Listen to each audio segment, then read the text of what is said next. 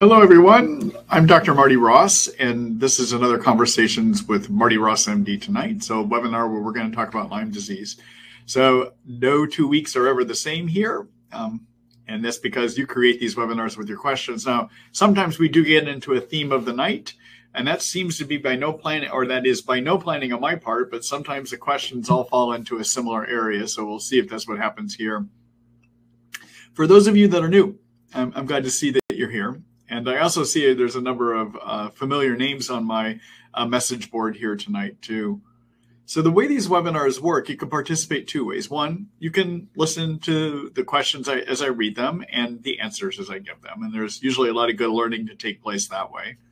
The other thing you can do, though, is write a question to me. And the way you do that is over on the bottom of your right-hand side of the screen, there is a chat box. And you can post a question to me there, okay? Now, keep in mind, I usually am not able to get through all the questions that are posted here tonight, but I do try to work through them as best as I can. So we'll see how many I can get through. And I usually get through quite a bit, but we'll see how that goes. So during the webinar tonight, I actually am creating a recording. And so I will wind up sending that recording or notification that the recording is ready to you through an email tomorrow morning. I usually try to have it done between about 9 and 9:30 in the morning, but sometimes it gets away from me and I don't get to it until a little bit later. So I will, as part of my editing process, I usually create a summary of what we talked about as well too. So you'll be able to see that in the email tomorrow too, okay? And then finally, during the webinar tonight, I will be reading your questions out loud. But for those of you that are participating in the live version, you're actually going to be able to see them on your screen. They actually do show up that way, but on the recorded versions, they don't. So I will read the questions as well too, okay? So without any further ado, let's go ahead and get started here. Hello, Tim. Say hi, Dr. Ross. Thank you for caring about us. In order to limit the side effects of disulfiram, is it a valid strategy to kill as many germs with antibiotics first and then finish treatment by using disulfiram for a short period of time? I find disulfiram very effective, but it's hard to tolerate. Yeah, it's a good question, Tim. So everyone, disulfiram, as many of you know, is a drug that we have repurposed to treat Lyme. And so what do I mean by repurposed? Well, it's originally designed to do something else. So what it's designed to do is to make people sick that drink alcohol. So we use it for alcoholics as part of our treatment of alcoholism. It was discovered about almost 3 years ago now, might even be 4 years ago now, by a researcher named Dr. Rohadas and his crew at Stanford University. Discovered that it has the ability to treat a growing state of Lyme that is known as a persister, okay? So to clarify what I mean by persisters, so Lyme can exist in a growing state, or it can exist in a persister state. And basically, it's either rapidly growing or it is persisting. And persisters you kind of think of as hibernating germs. They slow their metabolism way down, and they just ignore the regular antibiotics we throw at them. So the standard antibiotics we might use for Lyme, like doxycycline, minocycline, azithromycin, clarithromycin, cefuroxime, tinidazole, metronidazole, all those drugs don't seem to do anything for persisters. And so that started we've got a lot of interest then going on about what can we use. And Dr. Rohadas was able to show that in his lab, that disulfiram can be effective against persisters. Now, I want to clarify one thing about his experiments, though. He did not do any experiments to show whether it also kills growing forms of the germ. Okay. Now, we've got some other studies out there that would suggest that persisters may be about 10% to maybe 20% of what's in a person after they've been on regular antibiotics for a while. So in other words, if you treat Lyme and you're only treating with things that affect growing germs, that about 10% might flip over into a persister state, okay? So I'm using disulfiram in my practice in a couple different ways. Number one, I will wind up trying it as a standalone treatment for somebody's Lyme infection, meaning the only germ killer I use if it's only Lyme that they have, not Bartonella, not Babesia, but only Lyme. And they've treated for maybe 1 or 2 years and they're just kind of stuck, they're not getting any better, I will use disulfiram by itself under the idea that primarily what may be left in these people are just persisting forms that maybe being on antibiotics moved most of the germs out of a growth state into these persisting states, okay? And we've got some evidence that that might work. So for instance, Dr. Ken Liegner is one of the first physicians that started using disulfiram in his practice, and about 1.5 years, 2 years ago now, published a case report about the success using disulfiram in his practice. And in his practice, he put people on disulfiram that had basically been under treatment for a long time and that were stuck. And what he was able to show in his study is that about 35, I think maybe 36% of people, he was able to get into extended remission using disulfiram alone. Okay, now notice I said 36%. That means that 64% did not get all the way well with this. Okay, so although disulfiram has caught all of our attention, I have to point that out. It's not the drug for everyone, all right? The other problems with disulfiram, as a side effect, it can often give fatigue. That happens about 60% of people. That's based on my experience and also what Dr. Liegner published. About 15% of people will develop neuropathy on it that usually reverses once you stop it, but not all the time. So you could get into permanent nerve damage from it, okay? And then finally, the other thing it can lead to is about 30% of people will have some form of mental health problems while they're on it. And some people quite severe, actually. I just have to keep in mind, it's not an easy drug. The other thing about it is you can't take anything that is alcohol or alcohol related. So that means vinegars, foods that have vinegars in them. And there's a whole host of foods that you need to avoid. So it becomes very complicated to use this medicine, okay? So I will use disulfiram alone only if a person has already tried about 1 year or 2 of treatment and is stuck, okay?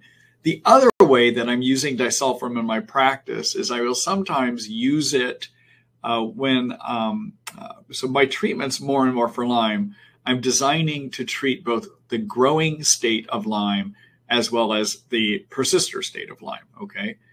Now, let's talk about terminology here. So the Lyme germ has these 2 growth phases, okay, growing and persisters, all right? The other thing that Lyme has is Lyme has 2 ways that it exists in a person. So 2 appearances, what it looks like, okay? One of the ways it looks like is a spirochete. That's the corkscrew-looking thing. The other thing that it looks like is a microscopic cyst. And these spirochetes can morph into these microscopic cysts, okay? They go back and forth. Cysts can become spirochetes, spirochetes can become cysts, okay? Now, these spirochetes and these cysts have growing phases and they have persisting phases, okay? So when you design a treatment to treat Lyme, you need to ultimately, these days, what I'm trying to do is to put people on things that can kill cysts and spirochetes, but also can treat the growing and persister phase. So I might use disulfiram to kill persisters, and then to treat the growing spirochete and the growing cyst, I'll put people on 2 other things. So for instance, I might do a Biaxin, 500 milligrams twice a day to treat the spirochete and germs that live inside of cells, intracellular Lyme. Biaxin also will kill Lyme that lives outside of cells too, okay? And then I might use grapefruit seed extract, which is an herb, to treat the cyst form of the germ. So I might do 3 things. I might put them on clarithromycin, grapefruit seed extract, and disulfiram. And with that kind of a treatment, I'm treating spirochetes and cysts, the growing phases, and I'm using disulfiram to pick up the hibernating persister phases of both the spirochetes and the cysts as well too, okay? So I'll design treatments like that, okay?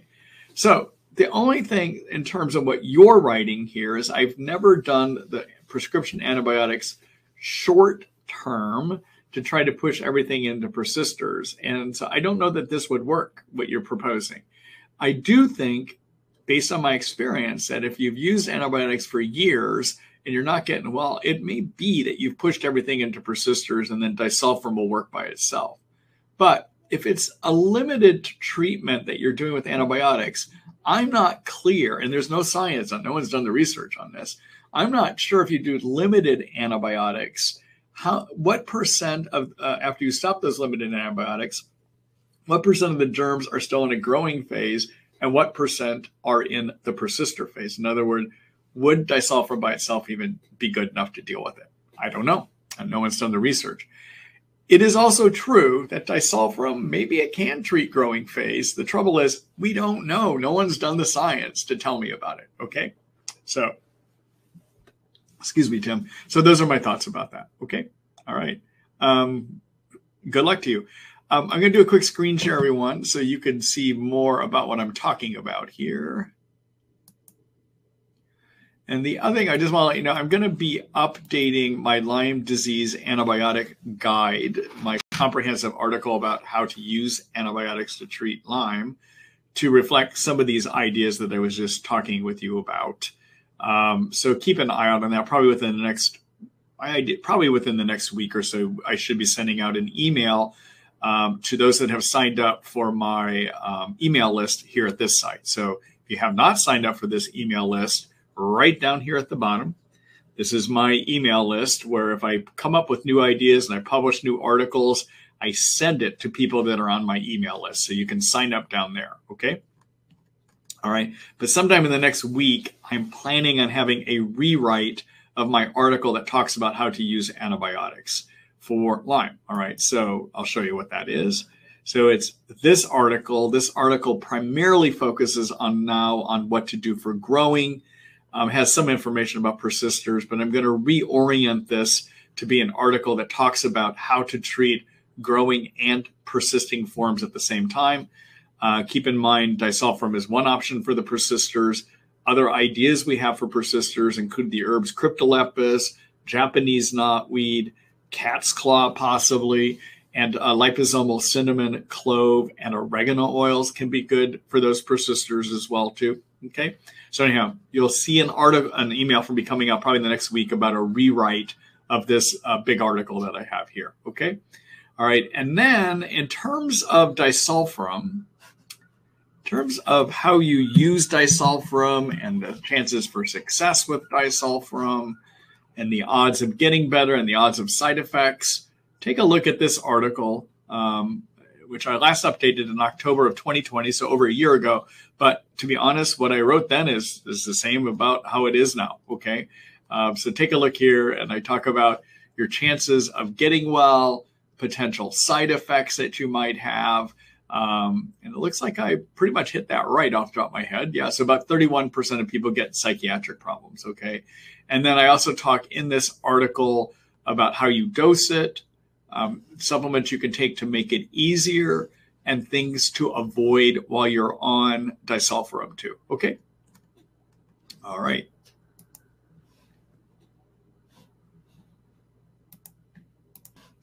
All right. Again, Tim, thank you. As many of you know, I get long-winded sometimes, but I just try to make sure you have all the information you need. Okay. All right. All right. Let's see here. Hello, Bill. Let's see. Hello, Dr. Ross. I was IGenex, Western blot, IgG, and IgM positive in 2019 for Bartonella Vinsoni, and positive Armin Elispot have been treated the last 2 years. The Elispot is now negative, better, but still having some Bartonella symptoms, cardiac arrhythmia, neuropathy, and migratory pain, and trying to decide if it is worthwhile to continue to treat, or am I at the end and this is what I am left with?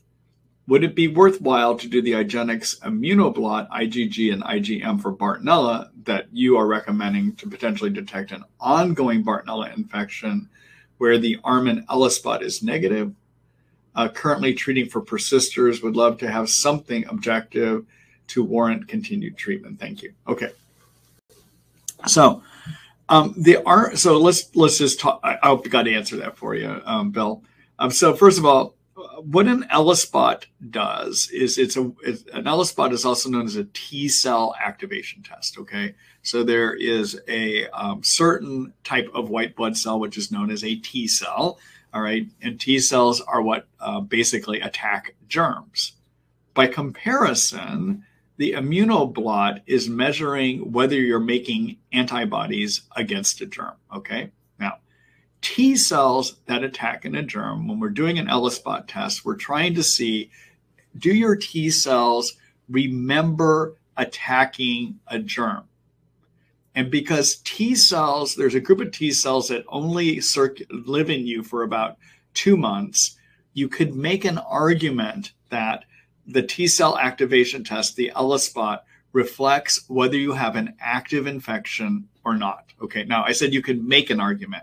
There's problems with the argument, and one of the problems is that you have these things called T memory cells that sometimes get picked up in an Elispot too, okay? Which T memory cells live longer than 2 months. They're the memory. They live for a long, long time, okay? But the way the Elispot is done is basically we take these T cells, your T cells, which can include mostly these shorter 2-month T cells, maybe some of those long-acting T memory cells, all right? And we put them in a test tube. And then we add the proteins for certain germs that we want to see, do these T cells remember it? And then we measure whether these T cells make certain cytokines. And if they do make these inflammation signaling chemicals called cytokines, it means they have seen that germ sometime, okay? For most of the T cells, it means they've seen it sometime in the last 2 months, meaning it might still be active in you, okay? The T memory cells may be making these things for a long time, all right? Okay, now, part of the problem, so you could argue that the Elispot is a test that we might be able to use to see if you have active infection. But there's some problems in that. Number one, it is true that most of T cells circulate for 2 months and they're dead. That's true, okay? But you've got the issue of the T memory cells, all right? And that is if they're still making, if the test is still positive, maybe the germ is gone and it's your T memories that are making, that are reacting, okay? That's one issue, all right? Secondly, these infections can go into hiding. I mean, they don't circulate readily in the blood, and they sequester themselves and hide away in the body in places the immune system can't see it. So a negative test on an Elispot test does not exclude having the infection, okay? All right, now let's compare that to an Immunoblot. So Immunoblot is measuring whether you're making antibodies, okay? And once you make antibodies, you may continue making them forever. Right, especially the family of antibodies that are called IgG antibodies. And IgG antibodies serve to help fight infection, but they also serve as the memory of the immune system, okay? So when you get, for instance, a vaccination, it's IgG antibodies that continue to circulate in the background to try to protect you from that germ. So the other thing we're recently learning about Bartonella that we already know about Lyme. So when it comes to antibodies, there's 2 families of antibodies that we make against infections, IgM and IgG. IgM antibodies are what you make during an acute infection. And they're supposed to go away by about 6 weeks to 3 months into an infection, and they get replaced by IgGs. Once you make IgGs, they'll serve as the memory, okay? We're starting, for Lyme, we've known for a long period of time that the Lyme germ, when somebody has made IgMs, about 50% of the time they keep making them permanently, even though they're not supposed to. We don't know why, but we know it happens. And there's starting to be some newer data coming out of IGenex that is suggesting that Bartonella may have a similar situation, and that people with old Bartonella may still keep producing IgMs even years down the road, okay? So the problem, Bill, with doing an Immunoblot is that these IgMs and IgGs may still be there, or should still be there, at least the IgG should still be there as a permanent reminder that you had the infection and a way of helping protect you from further infection. And the same situation may happen with the IgMs based on some of the newer data that we're seeing out of IGenex at this point, okay? So that's one problem. So I don't think that doing the Immunoblot is going to help you understand whether the germ is still active. All that it will tell us is you've had it. It doesn't reflect whether it's still in you, okay?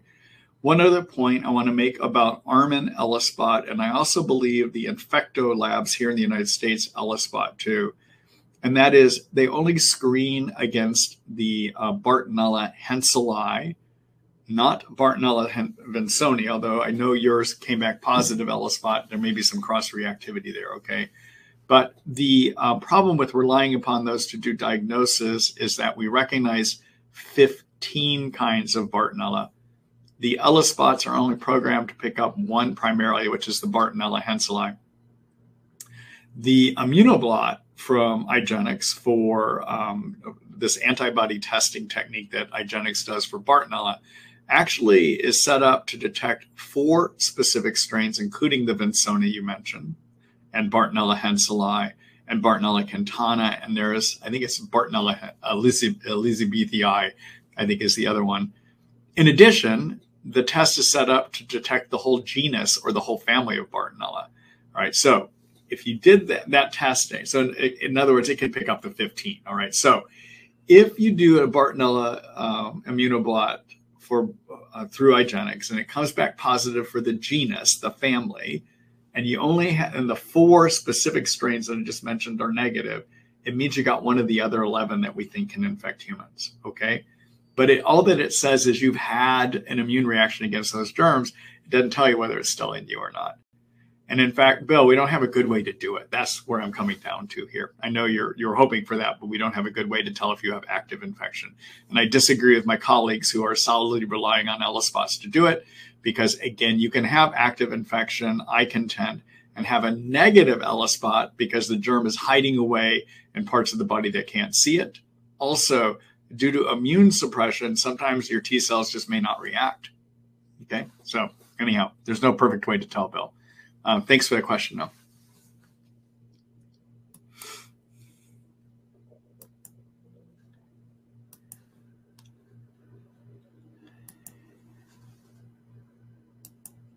Hello, Lynn. Hi, Dr. Ross. Are nosebleeds a symptom of any particular tick-borne illness? No, not in my experience. Nosebleeds are something common to non-people that don't have tick-borne illnesses, okay? And the most common reason actually is due to dryness of your skin up here in the nose, up along, so this piece in the middle, your septum, when you squeeze your nose real hard, that's the septum right in there. And right up about here, right on this, along the septum, not this piece, but along the septum, right there is an area that has a lot of blood vessels. And if that area gets dried out because you blow your nose a lot, every time your nose gets wet in that area and then it dries, it literally evaporates water out of the skin in that area, leading to micro cracks of the skin into the blood vessels. All right. So probably 90% of the time that people are having nosebleeds is from this area right up in here. And the majority of the time it's just because you've got cracked skin due to dryness. And so common thing I'll do with my patients, this is a family practice thing, I'm trained as a family doc, is I just have them dab some Vaseline up in that area a couple times a day to moisturize, protect that area from drying out. And often over time, that'll help take care of those bloody noses that are coming from the driedness and that area getting cracked up there. Okay. All right. Thanks for the question.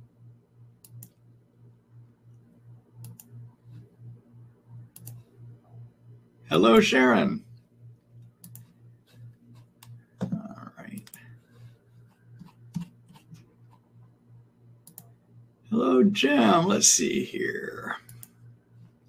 Hi, Jim. Let's see. I noticed Research Nutritionals transfer factor L+ is targeted to address Lyme and the major co-infections.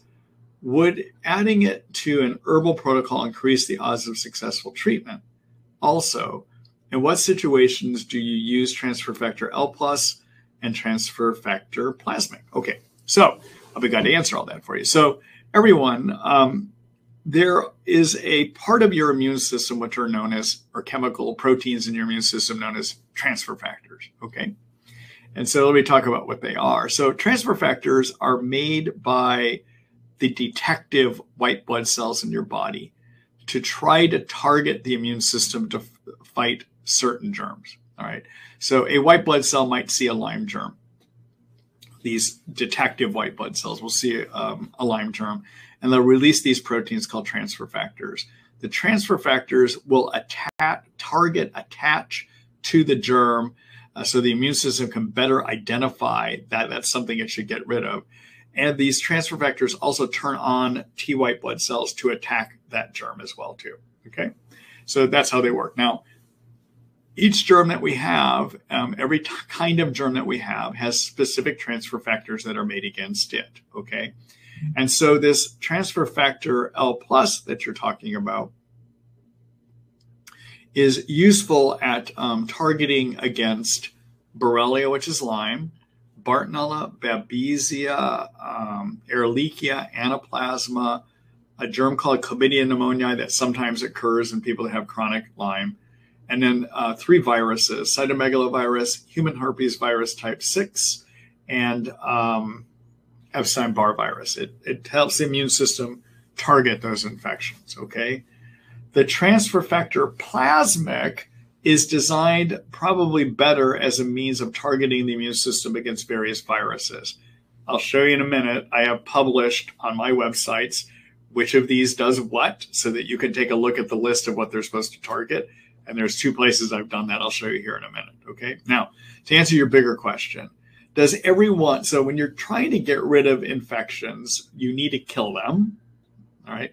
But your immune system also helps wrap up the job. So you need an immune system that's helping too, okay? Now, everyone I think that has these infections probably ought to be on some germ killers, whether it's herbal antibiotics, prescription antibiotics, okay?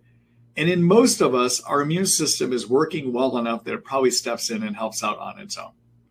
We don't necessarily need to do things to target it. But let's say you're 6 months into a treatment, you're not making any headway, then it may be time to start thinking about targeting your immune system to treat Lyme and co-infections. And that's often when I will add in the transfer factor L plus, so you can kind of recruit the immune system to help out a little bit better. Okay, that's when I'll do it, all right? Transfer factor Plasmyc, I will often use as part of my program to treat people that have chronic activated virus infections. And that protocol, I wound up using olive leaf extract as my main virus killer. I will use reishi mushrooms to turn on globally the cells that attack viruses. And then I might use transfer factor Plasmyc to help target the immune system against those viruses. Okay, all right. So I've just said a lot of stuff here. Let me go ahead and do a screen share to show you some more information.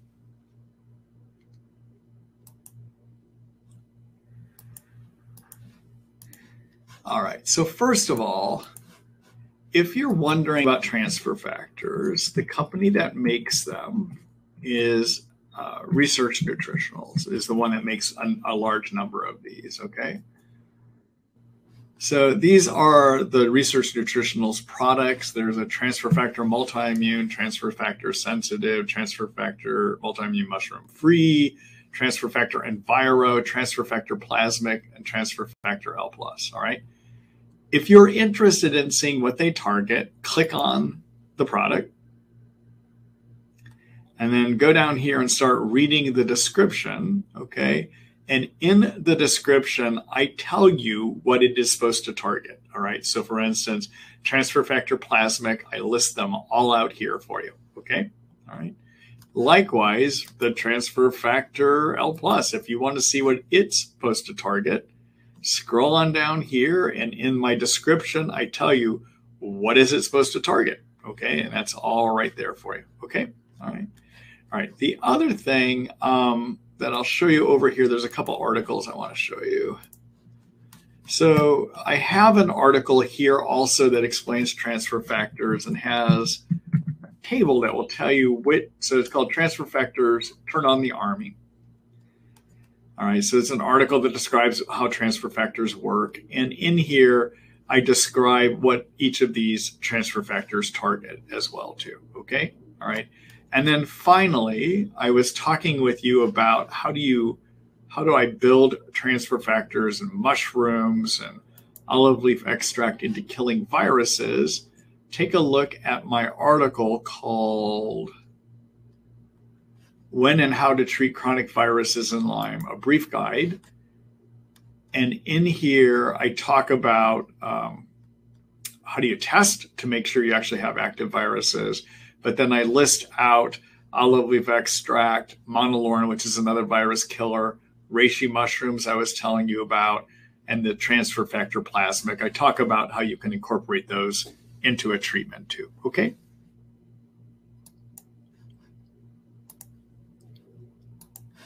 All right, Jim, thanks for the question. Good luck to you.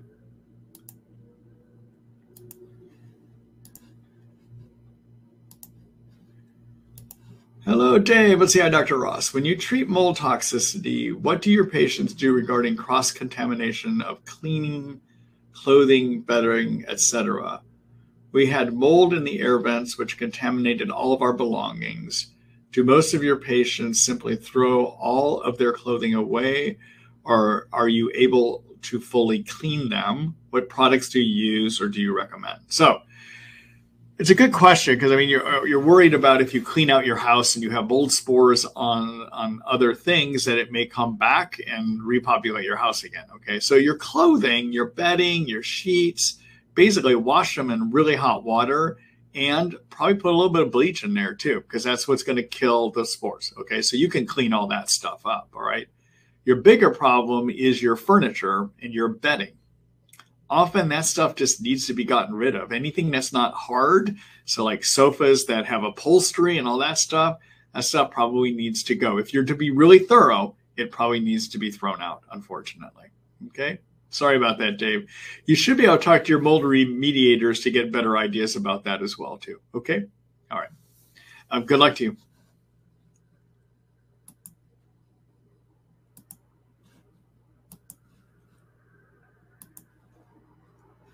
Dave, also talk to your doctor. They know your condition better than I do, and they can give you more accurate information as to whether they think you need to go to the extremes of throwing all your furniture out, okay? I don't do that with everyone, but they will know your condition better than I can. So I'm just giving you general information here, okay?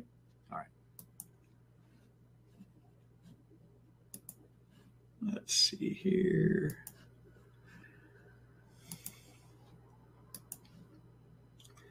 Let's see. Oh, I think we already answered that one.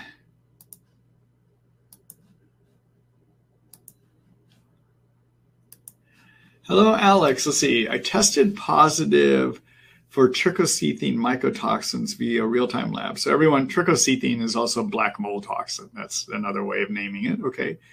I saw on your website that you recommend activated charcoal over cholestyramine to treat this specific mold toxin. I recently received activated charcoal through your store and would like to know the following.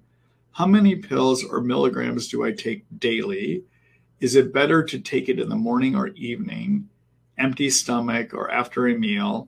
Can you consume alcohol? Should I continue my daily supplements or stop any of the following? All right. So, when we're using, so everyone with mold toxin illness, we use what are known as binders to remove them, okay?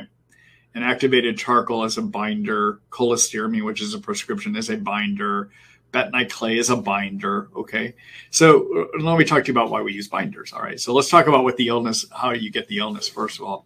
So what is supposed to happen and what happens in 75% of all people is that if we breathe in a mold toxin from the world around us, those mold toxins will get absorbed into the bloodstream through the lungs, okay?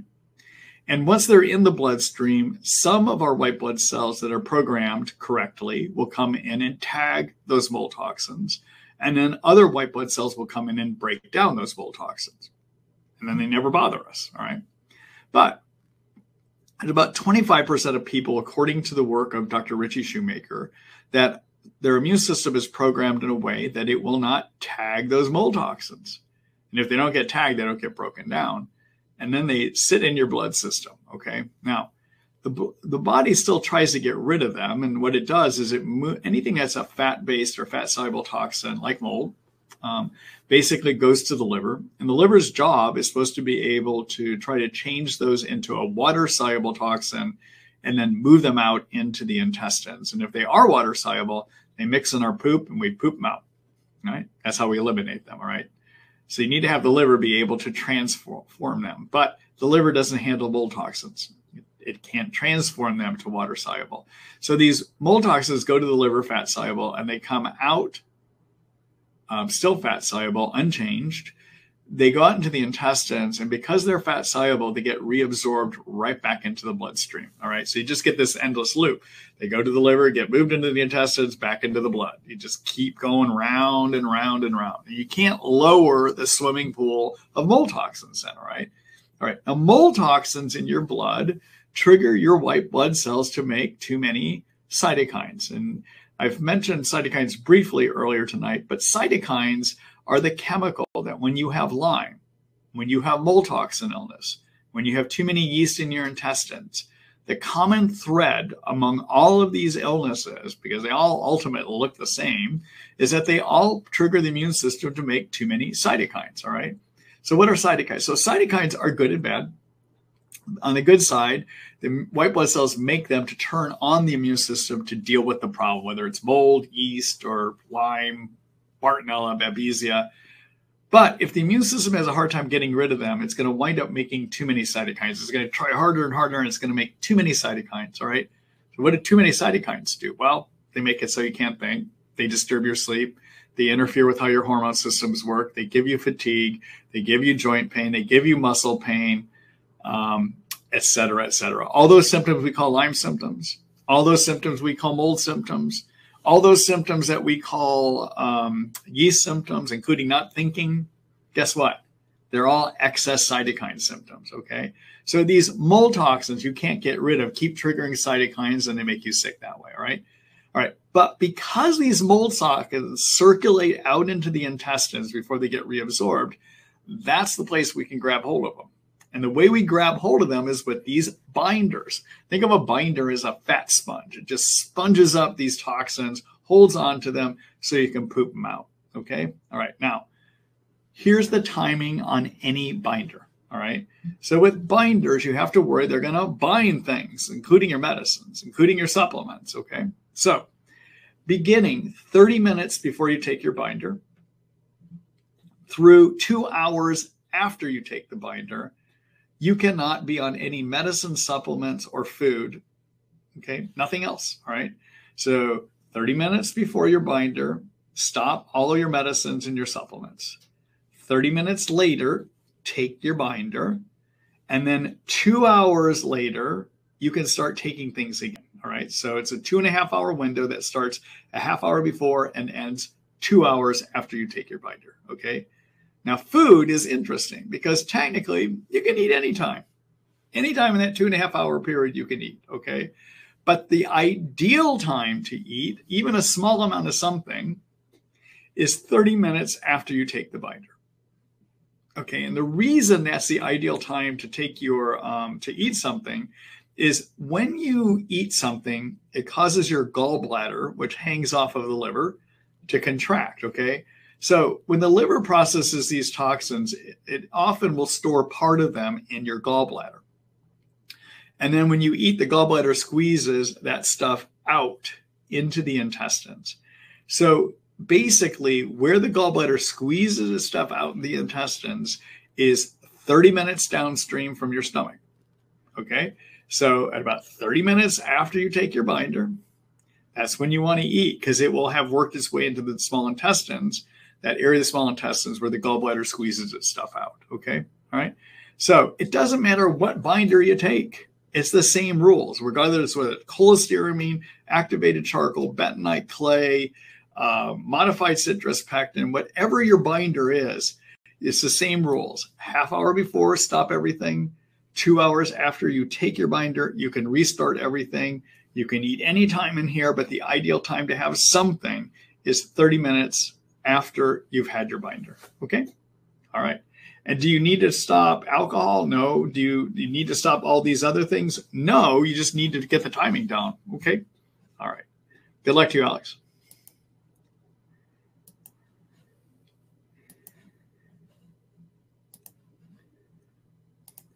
Hello, Julia. Let's see. What to do with simultaneous severe yeast and Bartonella infection? Worried antibiotics will make yeast much worse. Online drug interaction checker says it's bad, to combine a macrolide with azole antifungals. Well, I disagree with that. Macrolides, everyone, are clarithromycin, azithromycin. Those are macrolides. And azoles would be fluconazole, itraconazole, all of those. Even metronidazole we use for cyst busting and tinidazole that we use for cyst busting and Lyme are also azoles.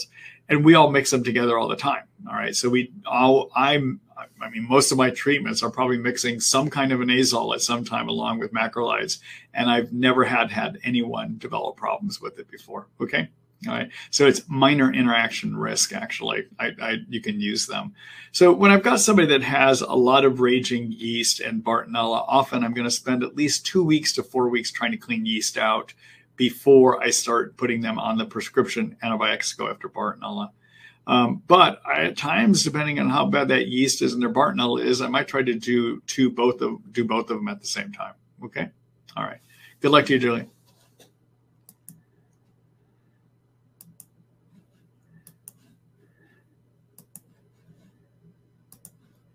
Hello, John. Hi, doctor. Are you still recommending to stop all cytokine supplements 1 week prior to getting the COVID vaccine, or have your recommendations changed?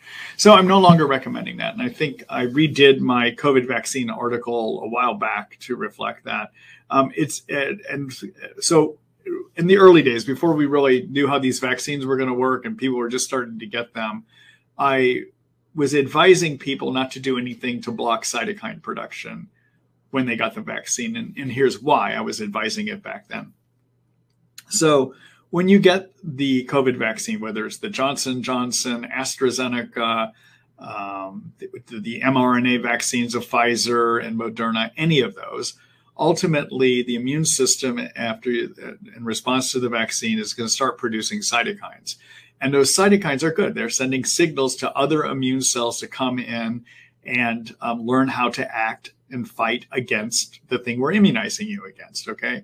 So I argued that I did not want to do anything to interfere with those cytokines because I wanted to make sure the rest of the immune system got the message, all right? But as it stands now, we now know that most people, when they get the COVID vaccines, get quite a cytokine surge, and it can leave you feeling very fatigued, achy, tired, give you brain fog that can last days, even to weeks sometimes, right? So because we now know it elicits such a strong cytokine reaction, I generally recommend that people stay on their anti-cytokine agents because it makes it more tolerable to have gotten the vaccine. Okay? All right. Thanks, John. Good luck to you.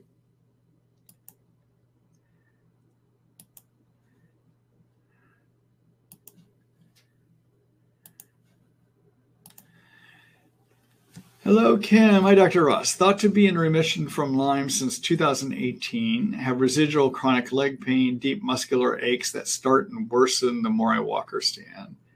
EMG is suggestive of mild muscle dysfunction, but nothing definitive. Other labs look good, except my adrenals are crashed, stressed still.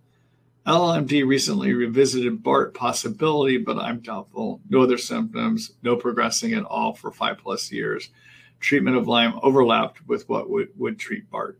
My recent CD57 is low, not tested often, so unsure if that is a change. I know you don't run that test, or if so, not often. Is there anything to it being low? Does it mean anything? Anything else that can cause it to be low? Is it anything I should be concerned with? Thanks. All right. So it's a good question. So CD57 is a very specific type of natural killer white blood cell. And there's many types of natural killer cells, and there's many types of white blood cells. Okay, so this is one specific kind. And we have found that it can be low when you have active Lyme disease. Okay, we have found that, or that we postulated so, all right. And it used to be, when this test was first discovered, that it would be low in people with chronic Lyme. We thought at that time that if we treated people, that over time, that CD57 and everyone would gradually rise, go up. And when it was in normal range, we could take that as a sign that we could stop treating. Okay, that's what we thought. All right. Subsequent studies have shown us that actually what it does is it oscillates plus or minus 30%. 30%. Okay. So that level you measure actually may really be 30% higher to 30% lower. That's a 60% range, okay? So when you're measuring your CD57s, and one time it's a little higher and one time it's a little lower, because that number really is plus or minus 30%, it may actually be the same number. So to actually follow these things and get worried because it went a little higher and then a little lower is meaningless, because it's a natural that it's going to fluctuate, that number you get is actually plus or minus 30% the real number you measure, okay? All right, so it's not an accurate test at all. But what we found is it will oscillate up and down and probably stay pretty flat and horizontal as it oscillates. And when people get a normal CD57, it shoots up right at the end. So it doesn't go like this. It kind of goes flat, oscillating up and down, and then boom, goes up, all right? All right, but what we really have discovered is even when it went into normal range, a lot of those people would relapse anyhow. So it's not an accurate indicator of where you are or whether you're going to be able to stay healthy after you get done treating, okay? In addition, the great majority of people, in my experience, once they get well, we never get the CD57s back up to normal range. Keep in mind, although that is one type of white blood cell that's low, that does not mean the rest of your immune system isn't working well, okay? So CD57 is, when we look at the immune system function, we can look at what is known as Th1 and Th2 immune system, or Th1 and Th2 inflammation, all right? Th1 represents the cells that fight infection, all right? Do you have enough of them to do that? Do they work, all right? And if they are working hard, you might have inflammation from that, okay? Th2 inflammation is the type of inflammation in the cells that are related to your allergy systems, mast cells, for instance, and also your B cells that make antibodies, and also your cells that are involved in autoimmune reactions, all right? Now, if you get an imbalance of too much Th2 relative to Th1, your Th2 can suppress the ability of your Th1 immune cells to fight infection, all right? So there are some tests that you could do to measure what is the health like of your Th1 and Th2. So Th1, CD57 is one test, but probably a more broad acting test that gives you a better sense of how all Th1 cells are doing is to do a test called NK function, natural killer cell function. And that is a test that's offered by Quest Diagnostics, okay? All right. In terms of looking at the health of your Th2, whether you've got too much Th2, there are two chemical blood tests that you can do that look at that. One of those is called a C4A, also known as complement 4A, which can sometimes be elevated if you have chronic active Lyme or if you have chronic mold toxicity, okay? And the other one is a test, a type of cytokine called TGF-beta1. And if either TGF-beta1 or C4A is elevated, it means you got too much Th2 relative to Th1, okay? So if you're trying to do some blood testing to see how functional and balanced your Th1 and Th2 is, those are the tests to do: an NK function test and a C4A, complement 4A, and a TGF-beta1 test, okay? All right. Good luck to you, Kim. Oh, Kim, the other thing, when I see a person that's got a lot of muscle aches and weakness still, even after they've been treated, first of all, I like to get physical therapy involved. I also like to do acupuncture with those patients. So I'm not sure if you've done any of those, okay? The other thing I often wonder about too is mitochondria dysfunction. Those mitochondria, which are your cell energy factories, can get injured from Lyme. Sometimes it can be a localized injury, maybe just your leg, for instance. And so I will do work to repair the mitochondria. One of those is to help rebuild the covering, the outer membrane of the mitochondria, and that's to use a product called ATP 360 by Research Nutritionals. It's 3 pills 1 time a day. It's made up of this phospholipid fats that make up the covering of the mitochondria. The other thing I like to do is to have people on glutathione, which helps repair those mitochondria from the inside. And the product I like to use for that is made by Research Nutritionals. It's called Try Fortify. And they usually have people take 5 milliliters of that 1 time a day. Okay. All right. Let me just do a quick screen share here. I'll show you my whole article on mitochondria dysfunction and repair.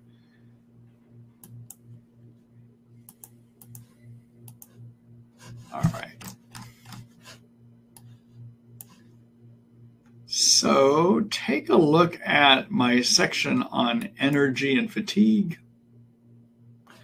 And this is my article on how you get mitochondria dysfunction and what you can do to fix it, okay? And although there's about 4 or 5 different things I recommend, the 2 key ones are repair that phospholipid membrane. I like the ATP 360 to do that, and then glutathione, okay? Now, that ATP 360 I told you about, if you're a person that is using Malarone, atovaquone, or atovaquone proquinol, which is the generic form of Malarone, you do not want to take anything that has coenzyme Q10 in it. And the ATP 360 has CoQ10 in it. Excuse me. So if that's the situation, use another product made by Research Nutritionals called NT Factor Energy. It also repairs your mitochondria membrane, but does not include any of the CoQ10. In this article, I tell you how to use that as well, too. Okay? All right.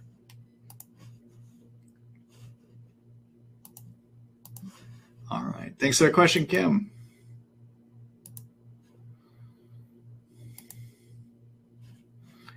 All right. Let's see here.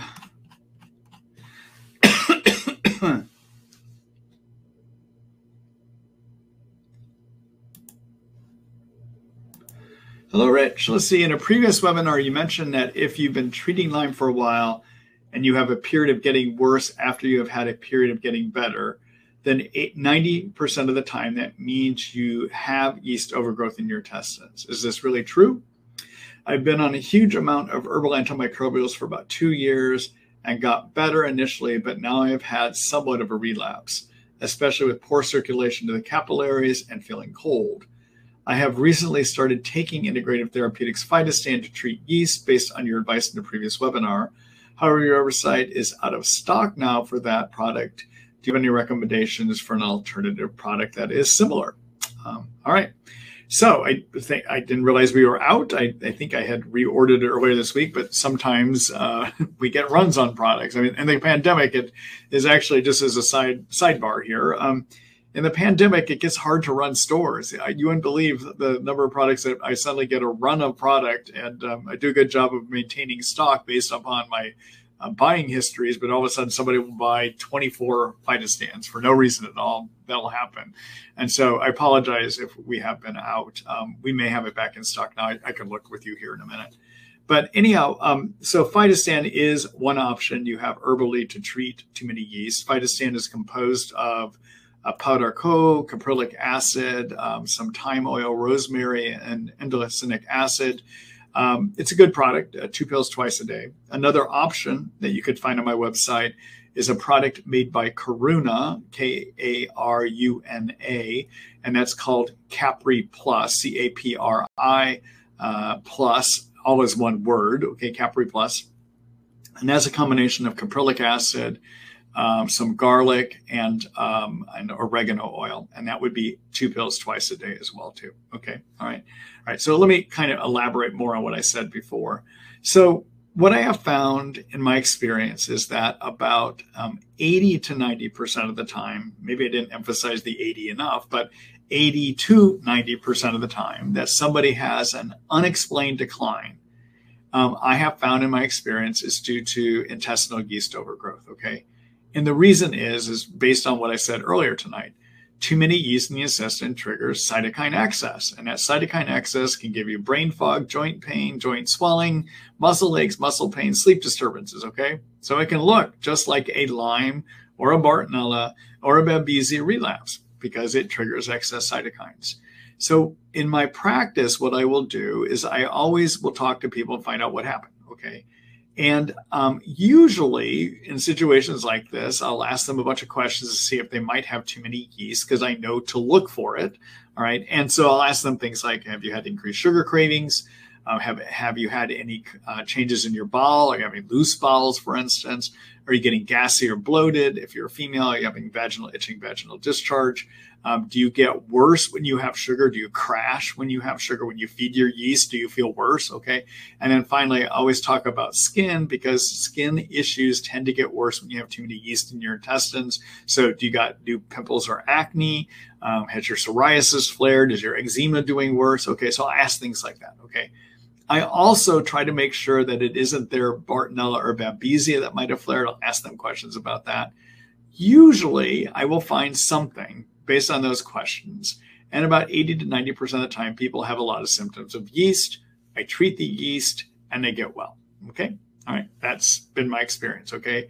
Now there is a rare person that will just suddenly be poorly poorly out of nowhere. And there's no symptoms of yeast that they have. And there's nothing to suggest that their Bartonella or Babesia suddenly flared up. I sometimes in those situations, knowing that yeast can trigger such a mess, will treat them for yeast anyhow by putting them on a Diflucan daily for 30 days and putting them on Nystatin. And about 80 to 90% of those people, even when they don't have symptoms suggesting too many yeast, will get better. Okay. So my go-to treatment usually is a Diflucan Nystatin. Those are drugs, works 90% of the time over about a 1 month period of time. As an alternative, you could do the herbs like the Phytostan we're talking about here, and like the CapriPlus, okay? And if you and those work usually 80% of the time, but they take about 2 months to get rid of those yeast. Okay. All right. So I'm going to just look at something real quick. While you guys are looking at me, I'm going to see if I have that Phytostan back in stock for you. So bear with me just a minute.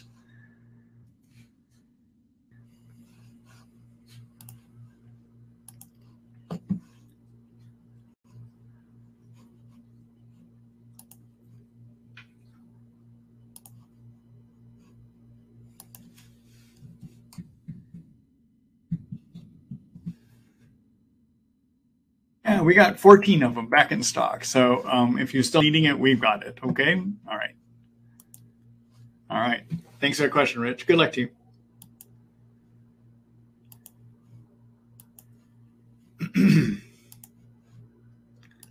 Hello, Robert. Let's see. Hello, Dr. Ross. What are your thoughts on disulfiram, and is it possible to do it by yourself, or is medical monitoring necessary? All right. So I talked about disulfiram extensively earlier. So I gave you all my thoughts on it in terms of what it can do and what it cannot do, but also the risk. Okay. And that's where it gets a little tricky. So one of the things that can develop on that list that I showed you earlier is people can get liver inflammation. And the only way you're going to know if you're getting liver inflammation is to do blood testing. Okay. You're going to need a provider to help you with this. The other thing is it really gets tricky when you start getting into side effects of the medicine, knowing whether it's side effects or something else is going on. This is a hard drug. I mean, this is a really harsh medicine on people. So I usually do suggest that they have a physician that can help monitor for depression, psych symptoms, low energy, guide you through the food choices you're going to need to make, and do the blood monitoring. You got to do some regular blood monitoring on this. Okay. All right. Good luck to you, Robert.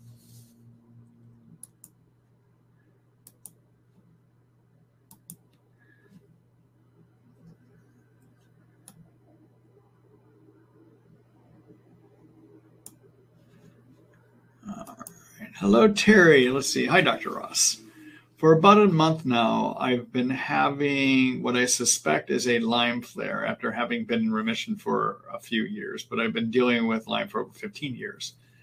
Having bad neck, spine, hip, and leg pain that's much worse than I've ever had, low-grade fevers. My regular doctor is doing lab work to be sure there's not something other than Lyme going on. If Lyme is still on the table, I'm thinking I have no choice but to try either doxycycline or starting herbal treatments again that I used about 5 years ago, Cowden's. In late September, I had COVID and had the monoclonal antibodies. Could having had the monoclonal antibodies have anything to do with my symptoms now, whether Lyme related or not? Affect which Lyme herbs I should try or stay away from? Could treating Lyme interfere with the monoclonal antibodies in any way at this point?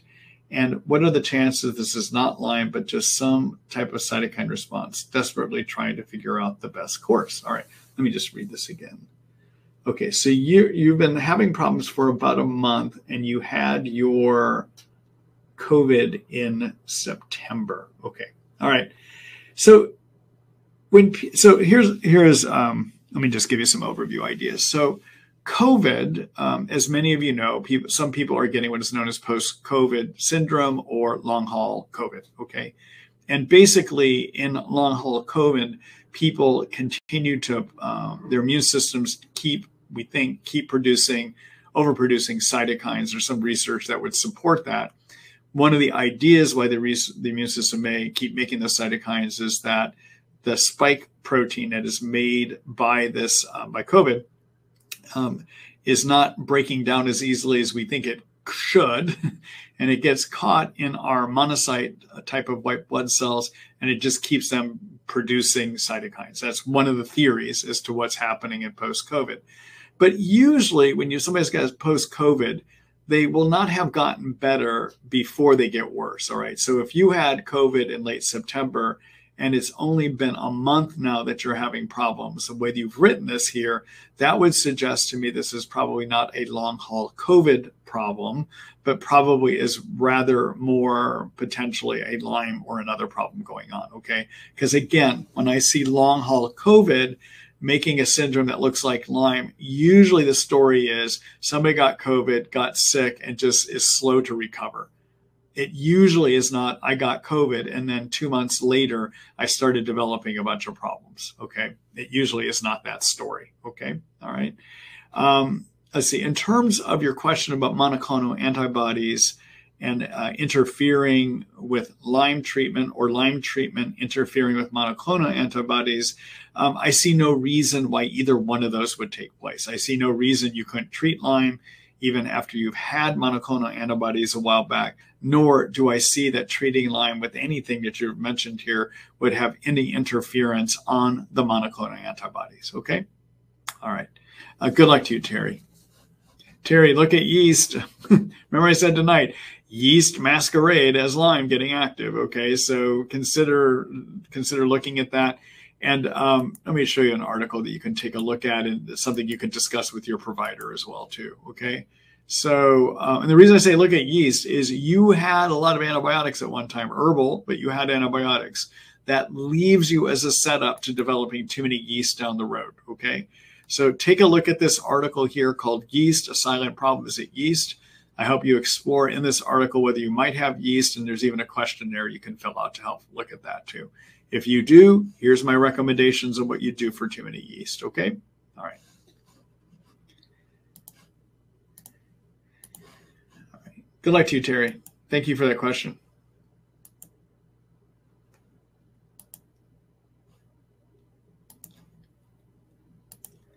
Hello, Margaret Lee. Let's see, my daughter was just told to start Kumanda for Lyme. This is an herb I do not see being used a lot. She has already started banderol, oregano, and clove oil, and baluchi. All right. So Margaret Lee, let's see. Oh, and then you have a second part to the question. Can you comment on your knowledge of Kumanda for Lyme and its effectiveness? Do you use it as well? Okay. So Kumanda is an herb that is part of the Cowden protocol. And Cowden protocol has some parts that have some research behind them. And then there's parts of Cowden that just don't have any decent research. Okay, so we know from some research that was published 10 years ago that the banderol, which is also known as otoba bark, coupled with cat's claw, which in the Cowden protocol is cemento, that when you look at, there was a lab research done about 10 years ago that looked at the killing potential of both the cat's claw and the otoba. And they looked at, does it kill spirochete, does it kill cyst? And also, do they get rid of a slime layer that can cover the germs called a biofilm? Okay, biofilms are sugar slime held together in a fibrin skeleton, and they can cover germs and limit antibiotics getting through and limit the immune system getting through. All right. So in the experiments, Otoba by itself, which is Banderol, and cat's claw by itself did a great job of getting rid of spirochete Lyme, cyst Lyme, and biofilms. All right. And when you put the two together, there was a whopping kill of those germs. All right. And it appeared by that research that was published by Eva Shapi, that's S-A-P-I, first name is Eva. She runs a Lyme disease research clinic out of New Haven, Connecticut. If you were just to Google her name, Eva Shapi, S-A-P-I, and put Townsend letter, T-O-W-N-S, Townsend, T-O-W-N, poor Townsend, T-O-W-N-S-E-N-D letter, and her name, Eva Shapi, you will find the article that she published about Otoba, which is Banderol, and cat's claw. Okay, it's quite effective. And because of that research 10 years ago, I started using it in my practice, and I find those two herbs work great. Okay, so those are two herbs in the Cowden protocol that I think work well. Another herb in the Cowden protocol that has been researched as a good germ killer against Bartonella is Houttenia. But Kumanda has no research supporting its use. In fact, most of the stuff that is in the Cowden protocol is not research-based at all. So I've put people on Kumanda. I think it gets a minimal killing effect. I think there are much better herbs that you could use out there to treat Lyme. And in fact, I would urge you to possibly even take a look at the Ross Lyme Support Protocol, where I lay out some herbal options in that to treat Lyme. Or if you're looking for another source, I think there's a better source in using herbal treatments, and that's the Cowden, the Buhner herbs, B-U-H-N-E-R.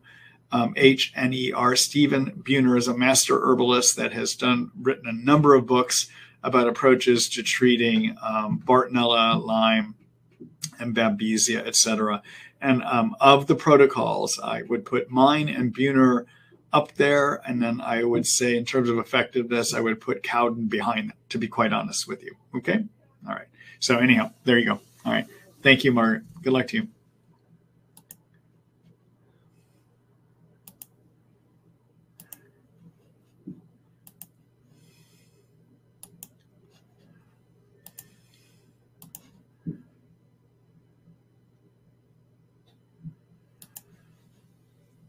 Let's see here. Hello, Thomas. Let's see. Are you treating long COVID? Any distinguishing symptoms from Lyme? That's a tough one. I do. I have a number of patients in my practice that have long COVID. And the only way that I even came to the fact it's probably long COVID is just the timing. They got COVID and they haven't recovered that well. Now, the problem we get into is, did long COVID trigger reactivation of Lyme? I have no way of knowing. We have no testing that helps me distinguish that.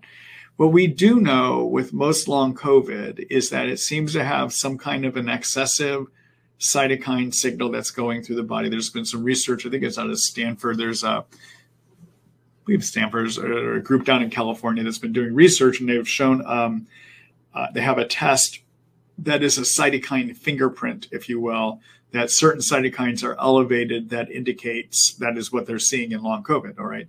I haven't been using it in my practice. I'm aware of it. I think it's a little bit early to see if their theory is going to hold, but their fingerprint, that is, the cytokine fingerprint will hold. But I think their idea that there's excess of cytokines is true. There also is a theory, again, that this is due to monocytes not clearing the spike protein. What we're seeing, though, in my practice is that it's a matter of time, and that most of these people that have long haul COVID over time do start improving, okay? Now, so there are some things we see with long COVID too, and that is it might trigger POTS, postural orthostatic tachycardic syndrome. It might trigger mast cell activation, okay? So what I've been doing with my patients with long COVID is I've been putting them all on strong anti-cytokine treatments. I've been putting them on curcumin, 500 milligrams 3 times a day. I'm doing a lot of glutathione, liposomal glutathione, to help clear out these cytokines and limit their production, okay? I'm also putting them all on low-dose naltrexone because low-dose naltrexone can help with POTS and can help with can also help with mast cell activation. I'm usually putting people on quercetin, which helps lower cytokines and also controls mast cell activation as well too. And I'm having people just gradually increase activities as they can. Beyond that, we do not have solid ideas about what this is. Okay, all right. Unfortunately, I don't have a good answer on how you distinguish it other than history. If it happened after COVID, it's probably a greater chance it's long haul COVID than it is Lyme and tick-borne infections. But it's a hard one to make a decision on sometimes. Okay, all right. Good luck to you, Thomas.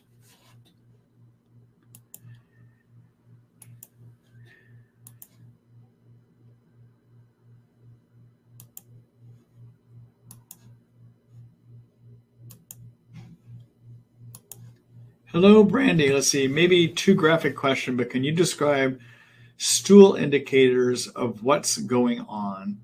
Is pale stool a clogged liver, clay stool not breaking down protein, foul stool not breaking down fat, or not enough bile, salts, or pancreatic enzymes in bilirubin not turning it brown? It's all confusing. Thank you. I don't have a good answer for you. I'm sorry. I wish I did. I would not call myself an expert of stool color to figure out what's going on, and even of what the smell means. What I would do in a situation like this is I usually like getting a comprehensive stool analysis, and I would do either a GI map is one option. Genova Diagnostics has a comprehensive stool test kit as well too, and so does Great Plains. I would get one of those comprehensive stool profiles. It's going to look at the various bacteria and germs that are in the intestines to see if there's a healthy mix. It's going to look at indicators of pancreatic function to see what's going on. It's going to give you an idea whether you have an imbalance of good and bad bacteria, basically. So that's where I would start with it. Okay. All right. Thanks for the question, Brandy. Good luck to you.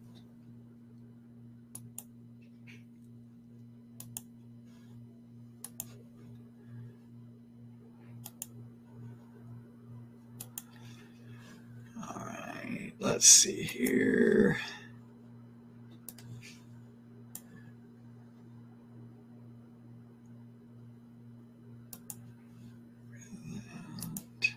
So there's some people posting their questions twice, so bear with me here a minute.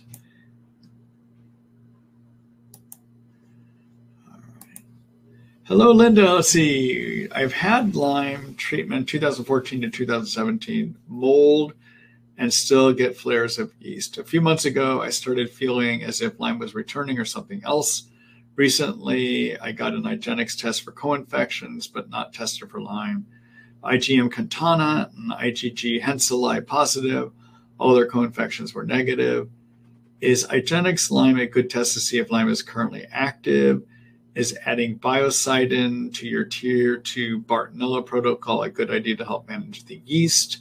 Would it also help in preventing or treating Lyme activation? Okay, so the problem is once you've had positive testing for Lyme, there is not a test we can do that says for sure that the germ is still active or not active. I talked about that earlier tonight, so I'm not going to go through it again, okay?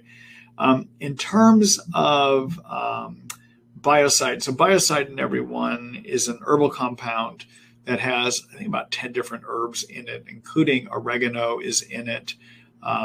It's got some garlic in it, but is useful at treating Lyme, can help with SIBO, and can help with yeast overgrowth. When it comes to yeast, though, I think there are things that are better at getting rid of yeast. And so probably if I were to add something to a tier 2 Bartonella treatment, tier 2, everyone, is I have my on my how do you kill Bartonella, I have different tiers, tier 2. Okay, there's a tier 1 and a tier 2. I'll show it to you here in a minute.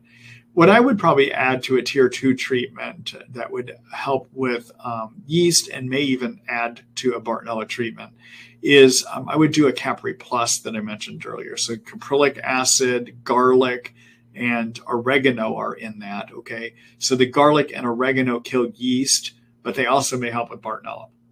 especially the oregano, okay?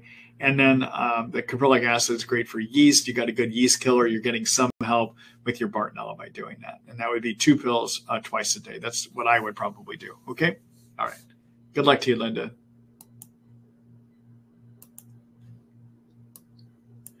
Oh, that's right. I was going to show you all my guide. Hold on here a minute.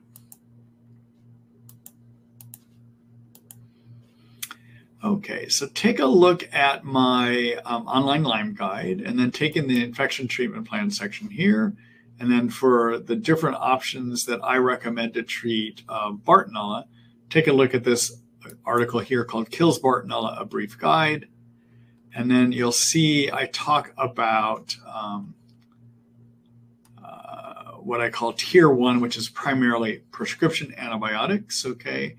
Tier 2 would be herbal and would use mainly Sida acuta, Houttenia, and oregano oil. That oregano oil I would probably update now, and I should update it to reflect it. You can either do the oregano oil by itself, or you could do a cinnamon clove oregano oil mix would be another way to do it too, okay? All right.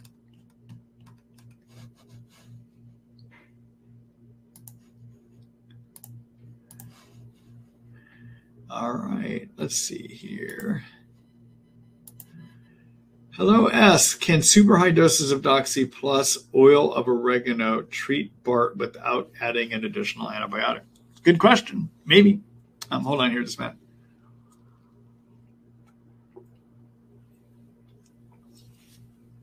So what we know, and what I know, and I know a lot of my colleagues know, is that when you're going to treat Bartonella, you want to use at least 2 germ killers at the same time, at least 2. The Doxy is one. The oregano, at least according to laboratory experiments out of Hopkins, the oregano would be good at treating persisters and also may treat growing forms, okay? I do think you would have a stronger treatment, though, if you did Doxy coupled with either Bactrim, coupled with rifampin, or coupled with a clarithromycin or an azithromycin, plus your oregano. Now you got a really strong treatment with that, because with that you're going 2 prescription intracellular antibiotics that treat Bartonella where it lives inside of cells, and then your oregano is doing a great job of treating persisters and helping with the growing forms as well too. Okay. Good luck to you guys.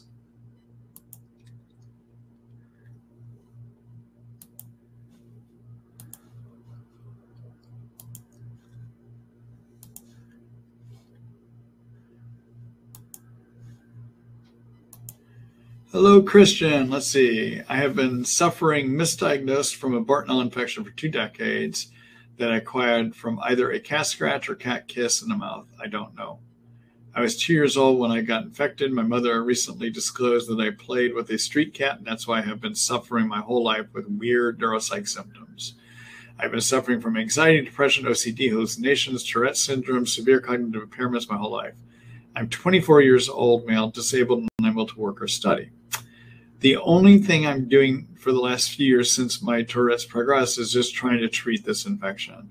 I have never been bitten by a tick, by the way, so I have only Bartonella infection as the only ailment. Anyhow, through the years, I've done multiple courses of antibiotics, courses of Doxy, azithromycin, rifampin, and I think the bug became resistant to these. Let me see here if there's a second part here. Yeah, there is. Let's see here.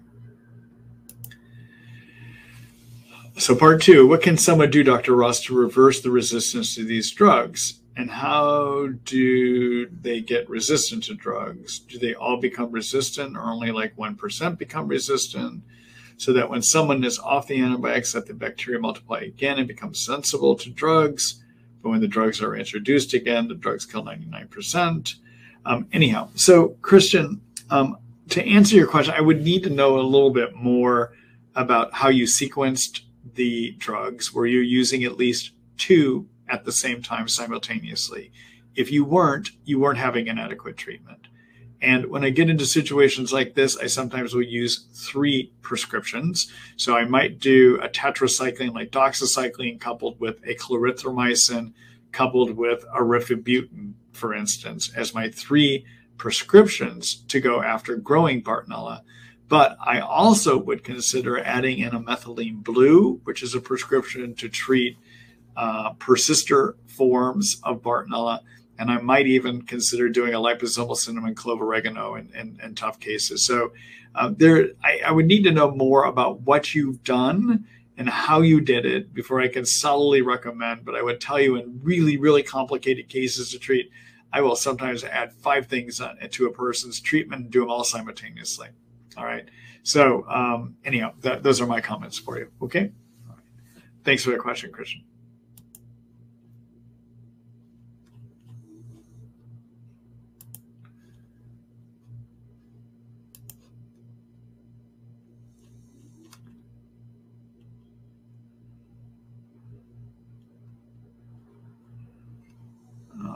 Let's see. Hello, Kathleen. Let's see. I've been treated by my rheumatologist for 2 months with Doxy. Initially, I had some relief with pain, but eventually not much help. Retesting now, I have come back with more bands and more pluses on the bands I had before. Can treating with Doxy for 2 months exacerbate Lyme or Bartonella? So, treating with antibiotics can sometimes make it so you have a stronger antibody reaction when you redo your Western blot or your Immunoblot. All right. And I would caution you, no one has ever done a study to say the strength of your reaction on your testing correlates with germ load. All right. So keep in mind when you have Lyme or Bartonella, probably Lyme here, that when we do an Immunoblot or we do a Western blot, and that's when you say you had more bands, that means it was either a Western blot or an Immunoblot. That's measuring whether you're making antibodies against the germ, okay? And because when you have Lyme initially, sometimes people have a lot of immune suppression, so their immune system has a hard time making the antibodies. And as you use antibiotics that sometimes you knock down the germ load enough, the immune system starts working better and you make more antibodies, okay? So having more bands or stronger bands does not mean you've gone backwards. In fact, it may mean you've gone forward, okay? All right? So just to make that point to you too, okay? Keep in mind that Doxy by itself, if you're treating with just Doxy by itself, you've missed treating persisters. I mentioned that earlier tonight. And you also are not doing anything to treat the cyst form of the germ. So you may not have a complete treatment here. And that could be why you're not advancing either, okay? So Doxy treats spirochete Lyme that lives inside and outside of cells. Other things to consider would be possibly grapefruit seed extract. That addition is useful for cyst form of growing Lyme. And then to treat persisters, you have options. You can do a liposomal cinnamon clove oregano, 1 pill twice a day. That can treat persisters. And that also can treat growing forms of Lyme. Another option is disulfiram. We mentioned that earlier tonight. It's a hard drug to use, but it's an option. Another option could be methylene blue, can actually treat persister Lyme as well too. Another option might be to do a cryptolepis, 5 milliliters 3 times a day. Japanese knotweed, half a teaspoonful 3 times a day can be something that helps with persisters too, okay? These are all ideas I would talk with your doctor about, okay? I think in my practice, I would treat somebody to cover both spirochete and cyst forms of the germ, and I would want to have somebody on something that's treating the growth phase as well as the persister non-growing phase of the germs as well too. And those are some of the ideas I was just kicking around with you, okay? All right. Good luck to you, Kathleen.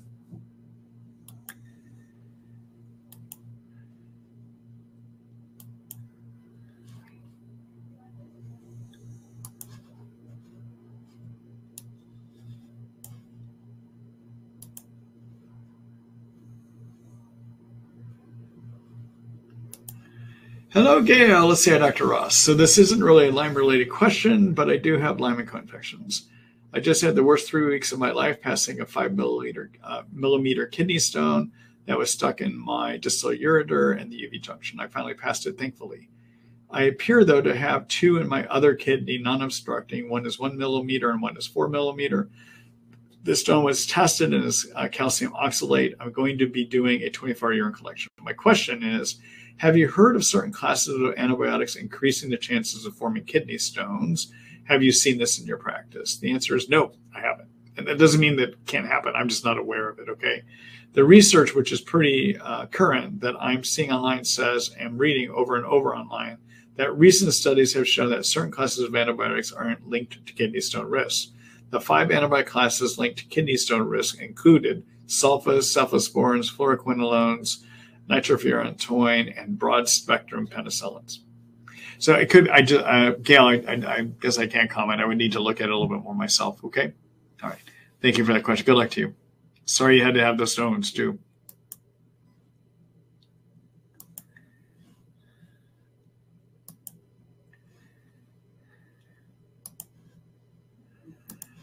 Hello, Justin. Anything to do for vagus nerve involvement? Is that more likely a virus?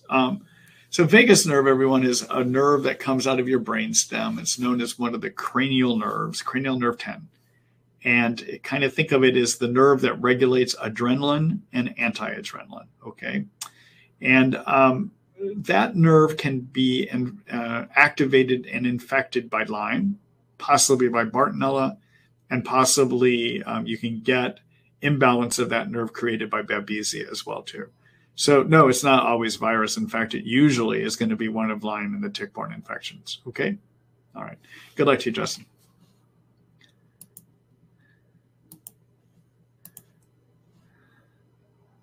Good evening to you too, Shelley. Thank you for that. Oops, I guess I just posted it.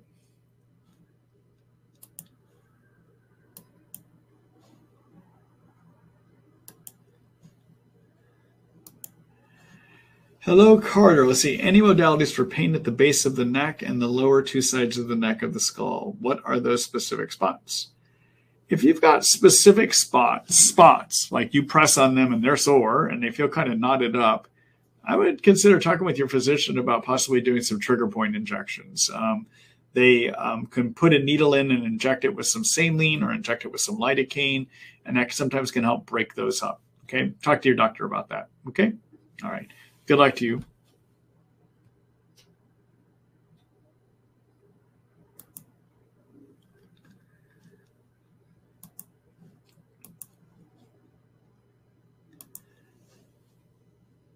Hello, Marie Eve. Let's see. Hi, Dr. Ross. Thanks for all these webinars. You're welcome. I am from Eastern Canada. Not many doctors treating Lyme here. That's true. I know. A new Lyme doctor is giving me Malarone once a day. Used to be once every 2 days with artemisinin, but now stopped the artemisinin for Babesia. I saw on your website you recommending starting off with 2 pills 2 times a day for 3 days and then 1 pill 2 times a day. It made me wonder if I'm taking enough or it might just not treat Babesia at all with this dose. I know this doctor studied with a German Lyme doctor, Dr. Nicholas, and mentioned microdosing. This might be a new approach, but I thought I'd like your input. You know, there's been doctors here in the States that have tried this microdosing approach. One of them used to be a physician out of Colorado, Dr. Martz, that he himself had Lou Gehrig's ALS and discovered that it was Lyme and Babesia related, and did well for years on antibiotics. But he developed an approach that was quite popular maybe about 15 years ago or so, known as the Martz approach, that was basically microdosing everything, okay? Babesia, Lyme, Bartonella treatments, all that. To be honest with you, I picked up, after he went out of practice a number of years ago, I picked up a lot of his patients, and most of them did better when we went to regular dosing on the antibiotics, okay, and the Babesia meds. Now, I find better results treating Babesia using Malarone twice a day, but it is possible that people can still get benefit at 1 pill a day. It's just I find it better to do twice a day. I understand doctors wanting to use the lowest amount of medicines possible in this idea of microdosing, but again, based on my experience with people that had been on the Martz protocol, in the end, I'm more of a proponent of using strong doses when you're going to use them. Okay? All right. Thanks for that question, Marie. Good luck to you.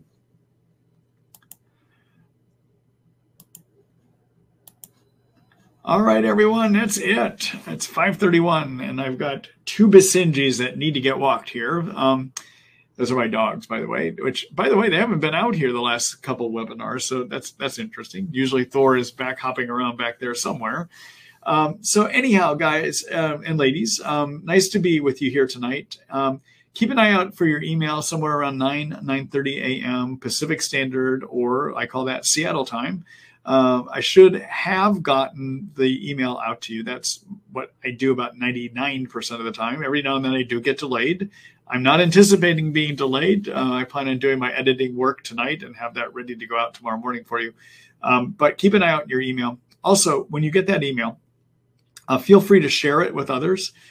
Share that we're doing this. Let your people, friends that have Lyme and acquaintances know, share it so they might get some benefit as well too.